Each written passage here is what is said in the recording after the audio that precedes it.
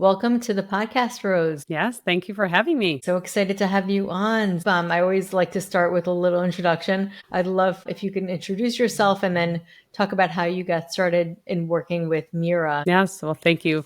I have to say, I never thought I'd have my dream job, but here I am with my dream job. So I'll tell you how I got here. My background is as a fertility awareness educator. So I'm trained in two methods, symptothermal and Marquette. So I was helping women to understand what their hormones were doing, what it meant so they could make decisions about their fertility. At the same time, I was actually working in an ER, so completely two different worlds. And my husband works in an ER. Yes. So we could share stories. But so I was really seeing how many things could be prevented if we did more prevention care, and we really helped patients understand what was happening to their bodies much, earlier than when they ended up in an ER. And so I wanted to do more preventative care and really help empowering women to understand what their hormones were doing. And so I pivoted and I started working at a restorative reproductive health office, which with providers who truly were looking for root causes and fixing the problems that were then leading to what we typically hear women say of long irregular cycles, painful periods, difficulty conceiving, weight gain, all of these kind of top of the iceberg problems that they're having that were not being addressed at the root. And so that's what we were doing in that practice. So I love the work I was doing there, but the opportunity came up with Mira, where now I get to train providers similar to the ones I used to work with.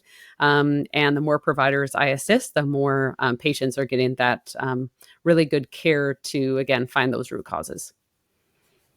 Yeah, it's incredibly empowering. And I will say, I have my own background, my own story of having 12 years of irregular cycles and not really getting the answer through Western medicine, which my husband is a doctor at the ER, which the ER is probably the best of Western medicine, because anything that's trauma related, they're amazing. That's where they really shine.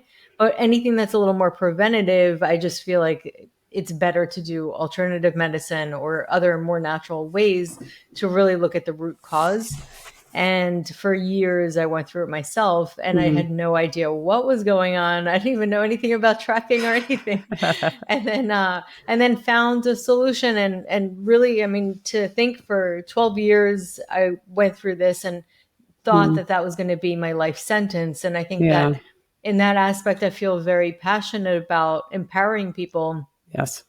To really getting that awareness of their body. And of course, you did the two other types of awareness method, right? What were the two you were mentioning? Symptothermal is a mucus temperature-based method. And then Marquette is urinary hormones. Temperature is optional, and you can track mucus as well. And so it was really the Marquette method with being able to track women's hormones in urine that really led me to Mira, because I had some patients that were in very difficult situations, but they needed to have a very precise understanding what their hormones were doing, because some of the patients I had were postpartum, but they weren't just postpartum. They had just had a micro preemie. So their baby's, 27 weeks gestation born, and now they're postpartum pumping, trying to navigate the NICU, but also need to know if their fertility was returning. So situations that are difficult like that, or patients that are avoiding a pregnancy because maybe they have medications that they take that cause birth defects. And in those situations, they don't want to use a hormonal birth control. They want to use a natural form of avoiding a pregnancy, which is what the methods of symptothermal and Marquette can offer.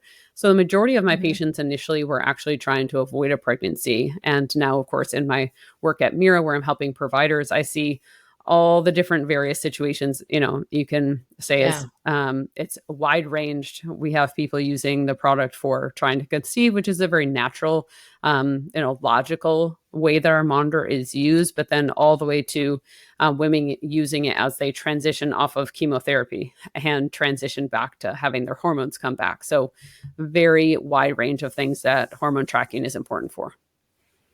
Absolutely. And typically as a provider, what I found were a lot of people coming to me with maybe a hormonal panel that they took maybe 3 months ago, 6 months ago, or even that month, but we still only have the snapshot in time.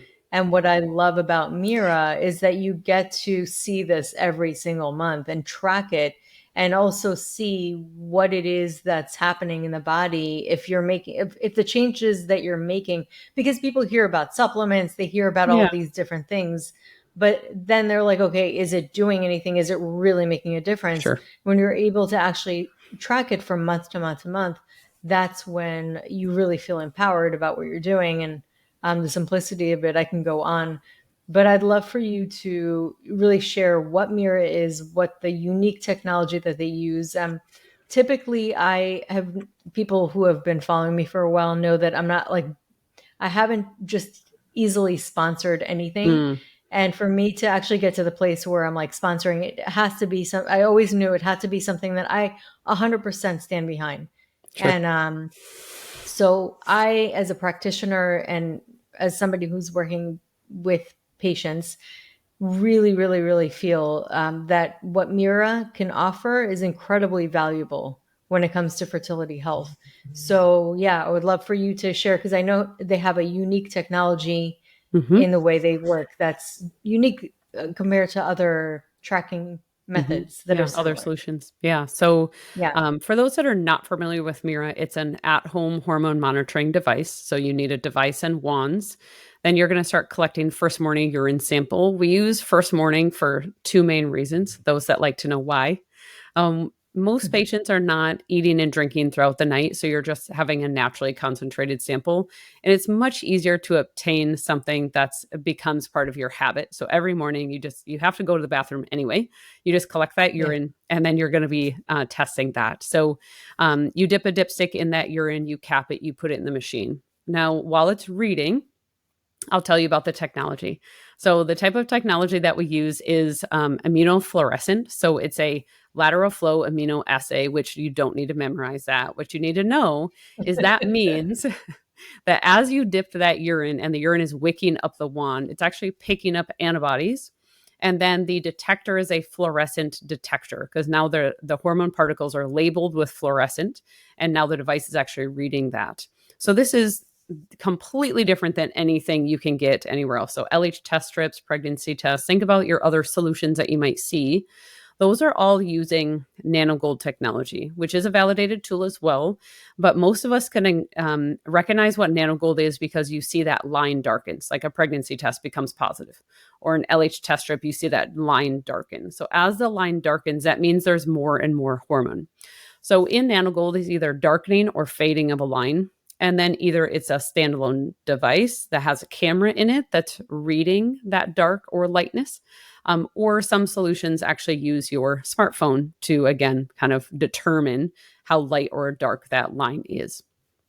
And so Mira is the only one that has employed this higher technology that's in an at-home setting, which gives us laboratory grade results. And so, if you said, I've tried something in the past and it didn't work well for Mhm. me, like let's say LH test strips, which I know you and I have talked about this before. Um, Mhm. LH test strips are tracking one hormone, and we Right. want to find that one, what's supposed to happen is one dynamic change in LH, where you're generally low the entire cycle and you have this one dynamic spike. That's what's supposed to happen. That spike is supposed to occur over 1, 2, maybe 3 days. So it depends on how tight your surge is. But if you don't have that common pattern, LH test strips can be very frustrating because you can see what looks like a positive, but then it's negative and then it's positive, or you can have values that look kind of positive all the time. And so that's telling you something. Yes, that something's wrong. But when you see the number values on Mira, you can really identify, okay, yes, my LH is abnormally high most of the time, but I still get a change that's coordinated with the other hormones triggering ovulation. So that would be something like still rising estrogen, then the LH surge, your progesterone changes. So that is much more than a simple LH test strip. 100%. So if people are listening to this and they're kind of new to the fertility journey or they're just not as familiar, the first thing that typically people will do is exactly what you said, Rose. They go to CVS or, their local pharmacy and will pick up LH sticks or ovulation predicting kits. Hmm. And what that does is it only looks at that one hormone. And just for people who are maybe not familiar with this, is that while it could be very valuable, it only shows us really one part of how the body tries to ovulate. What it shows basically is a hormone that's secreted through the pituitary, Hmm. and it goes into your bloodstream, and then it's picked up by the LH stick during the time that it's supposed to signal your ovaries to ovulate. However, sometimes it can work perfectly, do whatever it's got to do, but that doesn't mean that your ovaries responded. We don't know for Hmm. sure that you actually ovulated. So it could be very misleading. Yes. And then again, like you said, sometimes you will see things are a little off. Maybe you have certain like hormonal imbalances that are causing it to constantly spike and try over and over again. So you just don't see. It's like trying to look into a room, but the door is a little crack, and you can see like maybe a Mm, quarter of the room. And then when you get all the different hormones all together throughout, like the major part of the cycle, because you don't have to use it sure. the whole cycle to get a really nice picture. But then you can get a real nice picture of the symphony and how everything works together, all the different hormones, plus the progesterone in the luteal phase, which is the phase that's after following your ovulation. And if that means either it's strong, even if it's a little bit and it's not strong, that's something to obviously pay attention to, and to know that you actually ovulated, because that's one of the ways that we can see for sure. So, in that aspect, I mean, that part of it, to be able to see that full picture, which typically people will get when they get the full hormone panel at the doctor's office once in a while.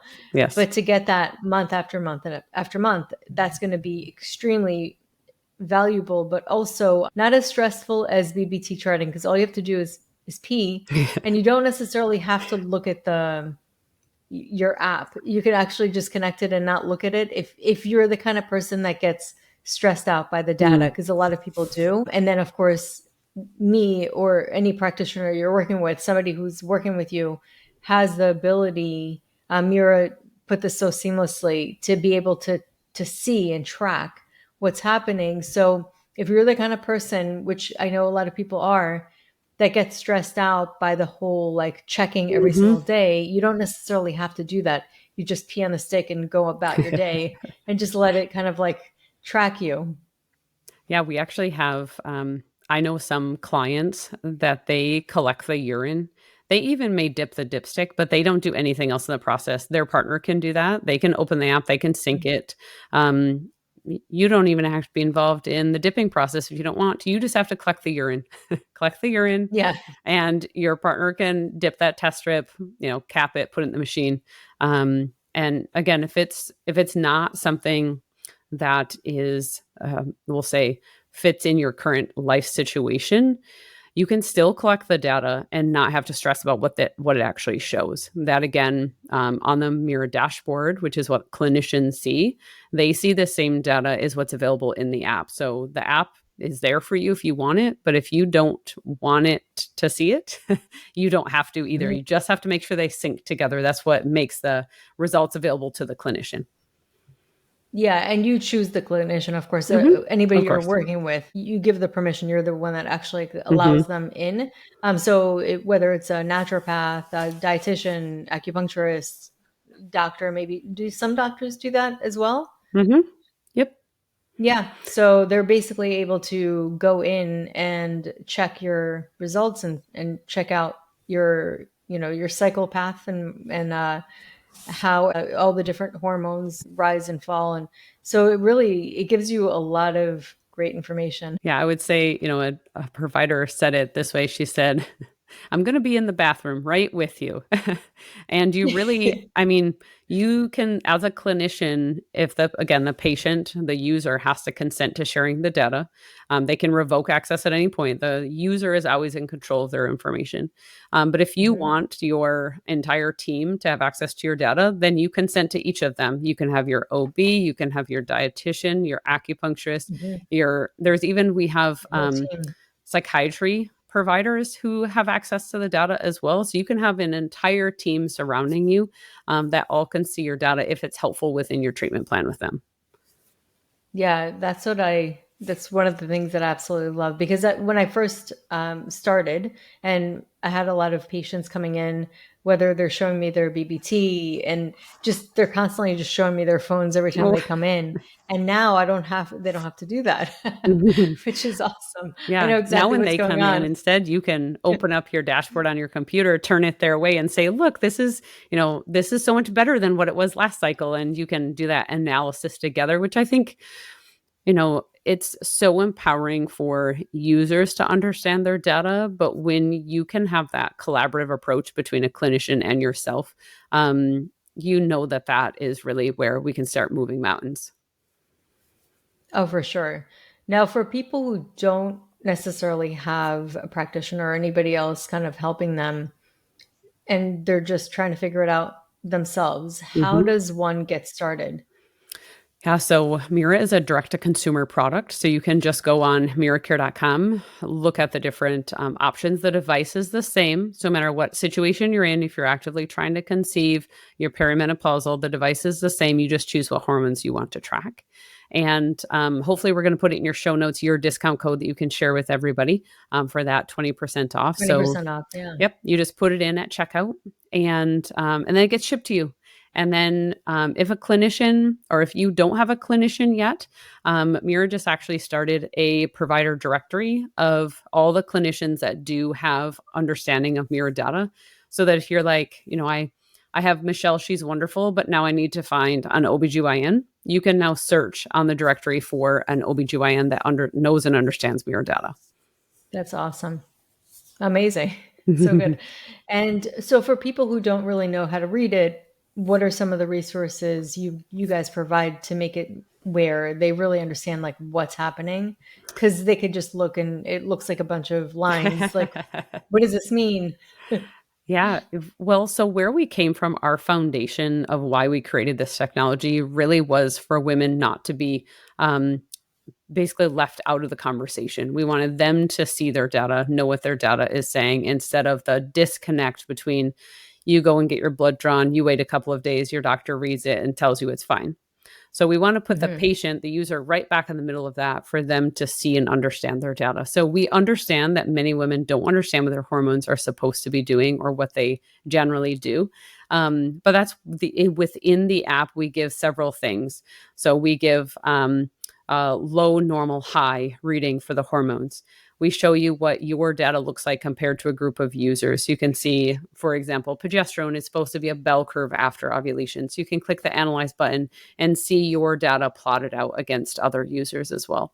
And of course, if you don't understand the data, that's where a clinician is great, because they can take you from having basic understanding of the data to then saying, like, this is showing me that maybe you are not building a uterine lining as well as you could be because your estrogen is low. Or this tells me that there's a potential problem with follicular development and building your lining because of estrogen.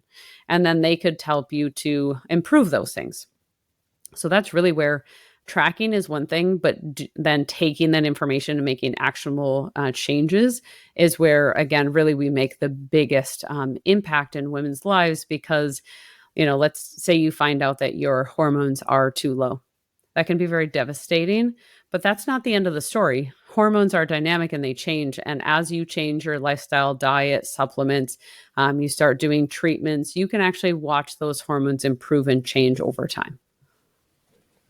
I can attest to that 100%. And it feels, it could be very alarming when somebody's seeing that things are really thrown off. It could feel like it's a life sentence, but it's not. I've seen them Mm, change. And certain lifestyle changes, certain supplements can really make a difference. I mean, it's amazing to actually watch. Now, that being said, it's not going to be an overnight thing or no. over 1 month. It's one of those things that it does take, we're bound. I always say we're bound by the cycles. We're limited by that, like every single cycle. So Yes. you have to wait a couple of cycles for things to really reflect. But again, this is amazing to be able to actually monitor as a practitioner. So this is going to make your practitioner's life much easier, because to be able to actually see it and Yeah. monitor it in real time makes a difference. Not only that, as a practitioner, you have like certain tools on how you diagnose, but then having another layer or element that you're tracking also makes a difference on how, like for me at least, how I'm going to prescribe certain supplements or possibly herbs Mm-hmm. based on what I'm seeing. And then it confirms even more. It just gives you more data to really assess the person. Yes. Yes. And I would say too, it helps you to be motivated because when you see, some of these things that we ask as a clinician, easier for us to say than do, right? We say, get enough Hmm. sleep and take these Yeah, supplements. true. Not always Easier, walking the dog. easier for us to say them for you to do them, right? But when you see that these very specific actions you're taking are changing how your hormones are coordinated, how within normal range they are, it really is motivating to see that like your hard work is paying off and you deserve to see that. So we have many examples. I know Michelle has them as well of like that transformation of your data improving and changing. It's not just like you said earlier, it's not a your sentence like you're just these are the hormones you're given, you have to deal with them. That's not true. Your hormones, yes, some of them are genetic, we can't ignore some of that, but many things are affected by your diet, your lifestyle, the way you're nourishing your body. And we can start, I've heard providers describe it as like pulling levers. When you start pulling some levers, you see that downward downstream effect of what it does to your hormones. Just like if you start manipulating, if your thyroid is off, that affects your hormones. If Hmm. your adrenals are off, all of those things, they're interconnected. And as we start improving all of those things, your hormones are going to respond and be more optimal. And I will say also, probably like many doctors or OBs, they can probably see certain patterns occur with certain conditions like thyroid disorders or, other types of hormonal imbalances. And other practitioners can recognize that as well. So that aspect of it is really impactful as far as the diagnosis aspect. Yeah. And I think, to summarize here, don't be discouraged by maybe poor or suboptimal values. You can think of it the same way as, maybe you get a blood test back and they say it's out of range, like a cholesterol, or I don't know, a blood pressure reading that's high. Think of that as like a sign to you that there's work to be done, but it's not just like you're stuck with that the rest of your life. You can improve these things. It's not, oh no, I, will have difficulty conceiving the rest of my life. That's not true. You may have Hmm. some things that you have to change to overcome that current situation.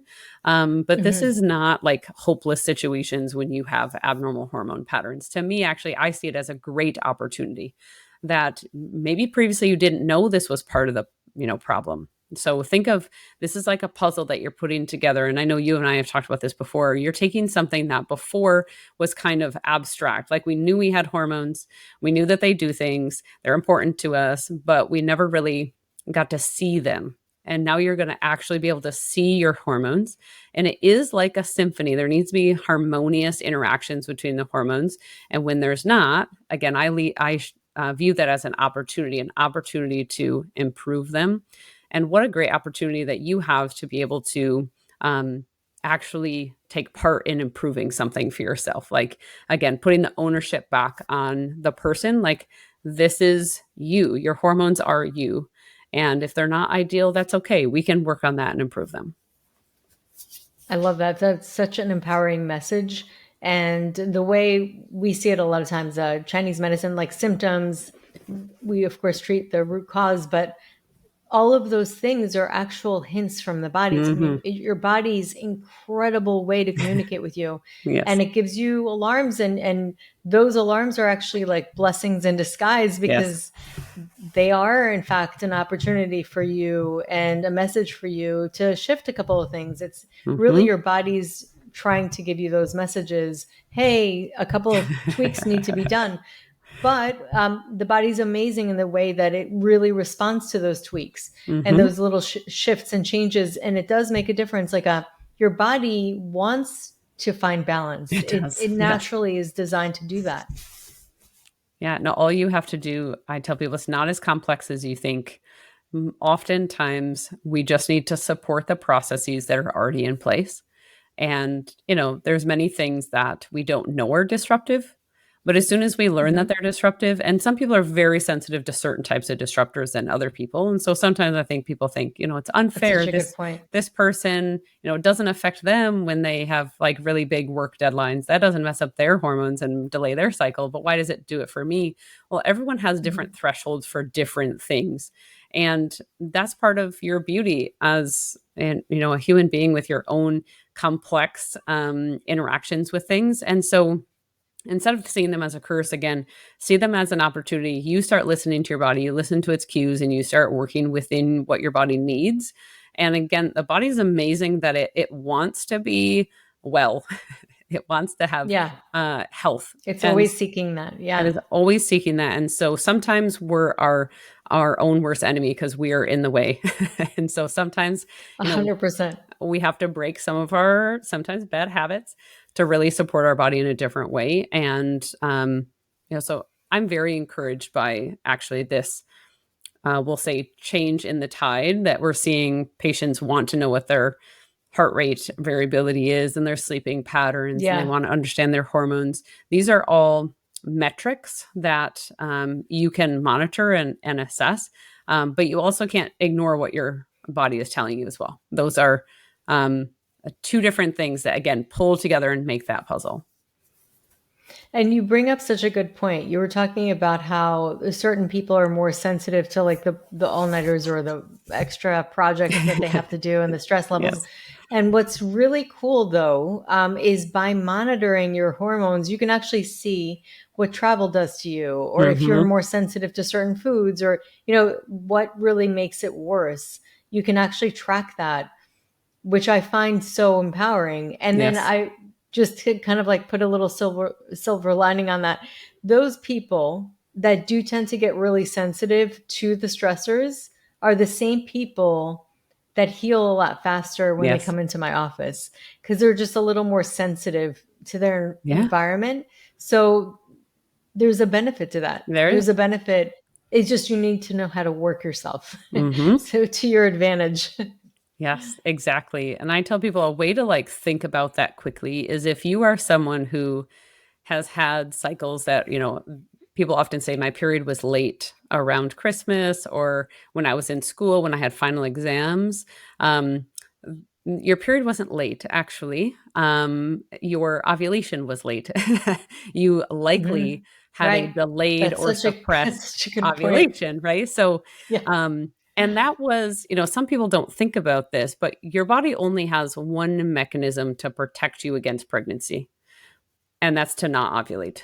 And so that's its only kind of lever to pull when your body is like, this is not a good time to get pregnant. And that lever, again, can get pulled by some people pretty easily, where other people, have to be an actual true drought or war, something that would Mhm. disrupt someone's hormones. But other people, it can be, a small change. So I'll give an example.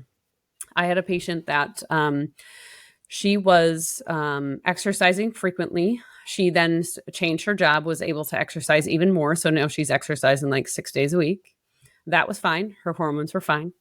Then she decided to intermittent fast, which we won't go into that currently, but we'll just say she was. So now she's intermittent fasting, exercising a lot. She was still fine. Her hormones were, she was still having cycles. And then one, we'll say a straw that broke the camel's back, was she started to, she cut out cheese in her diet. And so for her, that was the last thing that the body couldn't handle is that lack of fat now to make her hormones. And so each of those things wasn't enough to tip the scale and make her not ovulate. But once it was all three, so she was exercising a lot, she was not eating frequently, so having intermittent fasting, and then she cut out fat in her diet, and then she stopped ovulating. She stopped having periods. She's going 2 months without periods now. Um, and so it's sometimes you have to think about work backwards in something can be very abrupt that happened, like all of a sudden stress. but other things can actually have been building. I like to say building like a snowball. So things that take a It's while to true. build up into a snowball sometimes take a while to unbuild the snowman too. Some things Yeah. can be very abrupt. And again, you can be very responsive to a good change, good and bad change. And some things take time to worsen, so they take time to improve as well. I think that that's so important because your body's incredibly forgiving. And I think that in some ways, that forgivingness can be very tricky. It's Mm. confusing because you Yeah. think, oh, I can exercise 6 days and nothing, no problem. Hmm. I can intermittent fast, no problem. Like nothing, it's not affecting me. Like I'm fine. So Yep. I think that it could be a little kind of a hidden, issue that you don't even realize Yes. could be eventually a problem just because your body is so forgiving until that one last thing. And it's like it seems like a small thing, but on Yeah. top of those other things, it can really make such a different shift. Yeah. And you can blame the wrong thing. You're like, oh, it's because this, when really it was maybe three or four things layered on top of it. So I like Yeah. how you said the body is very forgiving. Generally, is very forgiving. Although I have Yeah. a interesting story where a woman, she donated her kidney to her sister, and when she did, it just stopped her periods altogether. Just done. Oh, wow. That's so um, interesting. You know how we look at the kidneys, right? In Chinese medicine, yeah, it's the really where the reproductive health begins and begins. ends. Hmm. Is it the kidneys? Yeah. And so for her, I won't tell the whole story, but she was 46. And I like to tell women your hormones are a lot less forgiving when kind of your your ovaries are already starting to fail. And so they're a lot less robust and resilient towards something that happens. And so this woman who was 46, who then donates her kidney, it completely shut down everything for, I think, 3 months. She had very low hormones, no periods, no ovulations, and she was able to recover. But Mhm. that event was enough to completely shut down all reproductive hormones. Wow, it's so crazy. Interesting story because you don't think about that. You're like, oh, I have two kidneys. I could just give one. Yeah. I mean, It's listen, to save somebody's life, I think it's worth it. it is, yes, yes. But I think that's helpful for women to know that, like, surgery can be disruptive, although it can be Hmm. good. And so we have to think about, how are we going to support the body going into surgery? How are we going to support the body coming out of surgery? This can be for women who, they're having endometriosis surgery to help them conceive. We have to think about the before and the after, knowing that the body is in some ways going Right. to be put True. under more stress during that surgery Right. or right after. So there's definitely things that we can do to help support ourselves in these known stressful events, like something like a surgery. Or I tell people, if you know that Christmas time is very stressful for you every year, you can prepare for that. I mean, some things you can't say no to everything, or you don't want to say no. But you can set things up to better support yourself. Um, I say that for any known stress that's coming up. My couples that are getting ready to get married, I'm like, a wedding is wonderful and beautiful. It's a good stress, but it is a stress. So you have to be Oh, prepared for true. Yeah. that. Absolutely. Hmm. Absolutely. And that's so true. And so yes, so if anybody is interested, I have 20% off, which Mira provided me a link so generously. And it actually is a nice actually chunk of change for Hmm. the kit. So it definitely can save a lot. But I highly recommend tracking your cycle with Mira if you really want to get a more comprehensive look. And also, if you're working with practitioners, I mean, to me, as a practitioner, knowing that I see so many different people and like to really get that insight, it's invaluable. So if you guys want to check it out, you can find it in the episode notes, and I have the link in there. And any parting words, Rose, or Mm, any other tips or yeah, things that golden you've nuggets. yeah, golden nuggets. I will say Love that those this, golden nuggets. yeah, this is just the beginning of the journey. We know that more emphasis needs to be put on research in women's health. But I will tell you from my experience seeing what research is coming, it's so exciting to be a part of this time frame. We're seeing, looking at women's their glucose data within a cycle. We're looking at studies on how to improve PMS symptoms. We're seeing how to better manage PCOS or prepare for maybe symptoms you get when your period happens. We're seeing research around ADHD and how women metabolize medications. And so, like, all of this is just currently, thankfully, getting a lot of attention because we know at the core, you are your hormones. Your hormones are you. They are unique to you, and they change everything about you. And so it's important for us to acknowledge that, yes, we have fluctuating hormones and they matter. And what are we going to do about those hormones? Well, the first thing is to better understand them. So body literacy, bring it back Yes. to yourself. You did have an interesting study, actually. Can you talk about that really quick? Yeah. About the insulin resistance. Yeah, I can share about that. So the University of Toronto did a study that had 49 participants using Mira, a Fitbit, and a CGM all at the same time. So they're tracking consistent glucose measurements and their hormones at the same time. And prior to that study, they really were, the research was conflicted. Some said there's association between part of the cycle and their glucose levels, and others said there wasn't. And the researchers really said the disadvantage is most of these studies were doing infrequent blood glucose levels. And they also did not have women tracking their cycles in a strategic way. So they were asking patients, well, how long are your cycles? They'd say 30 days. Well, when was your last one? And they'd say when their last period was.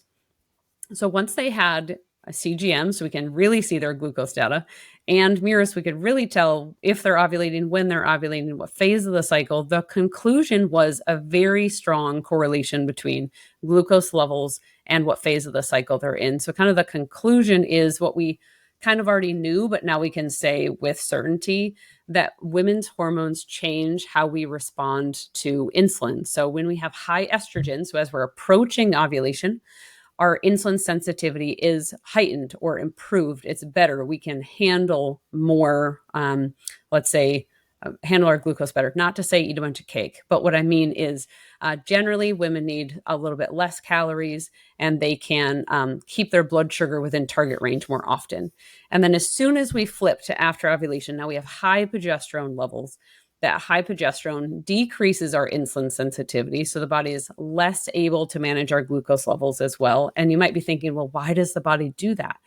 Well, progesterone tends to be called the pregnancy hormone or the growth hormone because it's allowing your body to, if you were pregnant, now grow a baby. Your baby needs glucose to grow.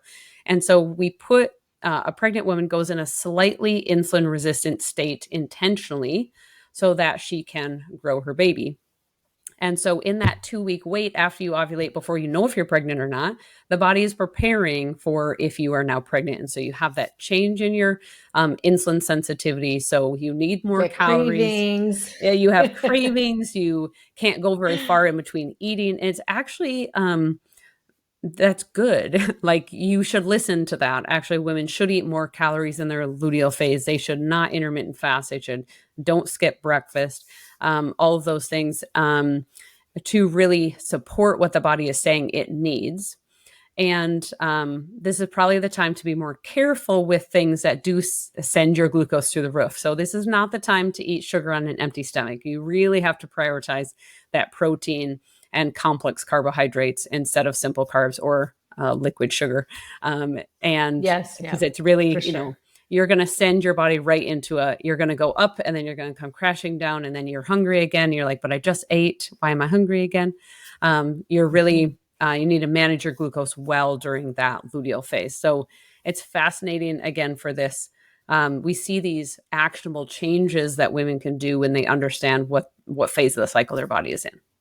It's so fascinating. And this is why I actually recommend journaling how you're Mm, feeling as well, on top of measuring your hormones, because then you can start to understand it's almost like biofeedback. You're getting a yeah. feedback, and then you're also paying attention to your own internal senses, Yes. which is your own internal intelligence communicating with you. So I love that. I think that that's it's just so empowering. I really feel like that is one of the best ways that people can get empowered on their cycles and their fertility Yeah. overall.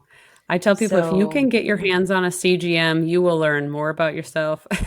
And if you pair yeah, CGM and Mira together, it is the best because if you can only get a CGM for the 2-week time frame, then I tell people please try to wear it a week before you ovulate, a week after you ovulate, because your body responds differently in those two phases. Or some people will only do the luteal phase. I'm like, well, you will respond the worst in your luteal phase. So if you want to know, if you spike your blood sugar with a sweet potato versus rice, everyone's different. One thing will set one yeah. person off compared to the other. So you can learn that about yourself by doing a CGM and Mirror together.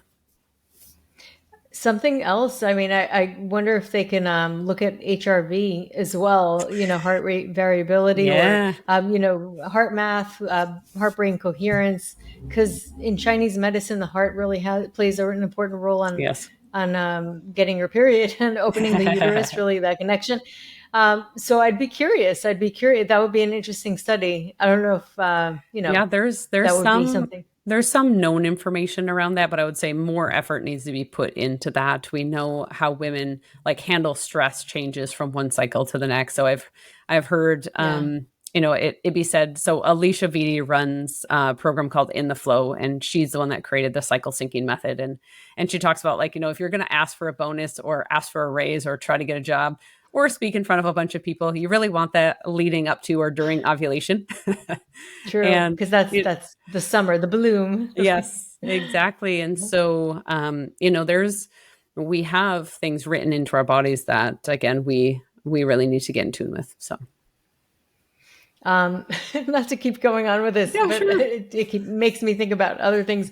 I remember seeing a documentary about, and they had like pictures of women's faces throughout their Mm, cycle, and they become more attractive. Like the yes, features become more attractive around ovulation, and yes. they had these like snapshots, and you can see almost like the sides of their mouth go up, like they start looking like they're smiling. Hmm. It's really Yeah, fascinating. related to estrogen. Estrogen brings more blood flow, and so women's faces will actually change color when you're getting Yeah, close to it's ovulation, which wild. is fascinating. Again, So these things fascinating. that we've known, at least research has known, but it has not really been brought that forefront for us. For sure. Well, this was such a fascinating conversation. I knew we were going to have a good conversation. Yes. We've spoken before, Rose, and I think that we definitely can nerd out about this. so, so thank you so much for coming on today. It was such a great conversation. Yes. Thank you. Happy to be here. And again, don't guess, just test. Don't guess what your hormones are Yeah. doing. Just figure it out and find a clinician who truly listens to and understands your hormones as well. Yes. Great advice. Thank you so much, Rose. Yes, thank you.